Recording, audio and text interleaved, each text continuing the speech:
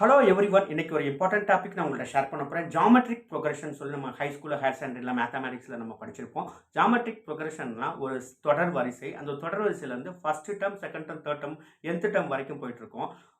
முதல் டெர்முக்கும், 2வது டெர்ம் ஒவ்வொரு டெர்முக்கும் ஒரு காமன் ரேஷியோல வந்து ப்ரீவியஸ் டெர்ம் அப்படியே வந்து மல்டிப்ளை பண்ணுவாங்க.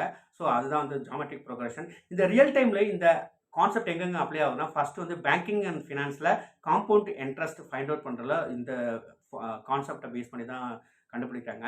அடுத்து பாப்புலேஷன் சென்சஸ் எடுக்கிறாங்களே ஒரு டவுன்ல, ஒரு டிஸ்ட்ரிக்ட்ல.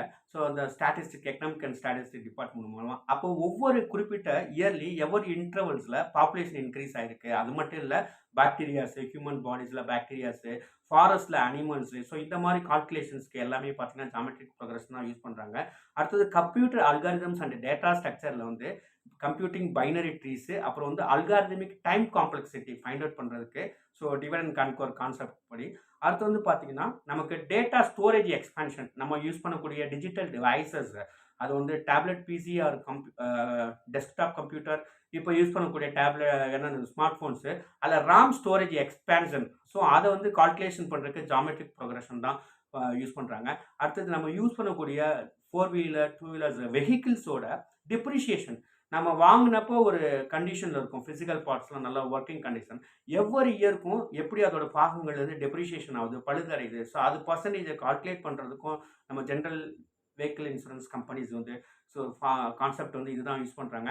அடுத்து நம்ம பசங்க விளாட்ற வீடியோ கேம்ஸில் வந்து பார்த்தீங்கன்னா, அந்த லெவலிங் வீடியோ கேம்ஸ் வந்து scoring and levelling difficulty. So எப்படிலாம் நம்ம டிஃபிகல்ட்டி அவங்க செட் பண்ணுறது, அந்த பாயிண்ட்ஸை வந்து ஒவ்வொரு லெவல்லையும். ஸோ அதை வந்து இந்த ஃபார்முலா, ஜியோமெட்ரிக் ஃபார்முலா பேஸ் பண்ணி தான் குடுத்துருக்காங்க.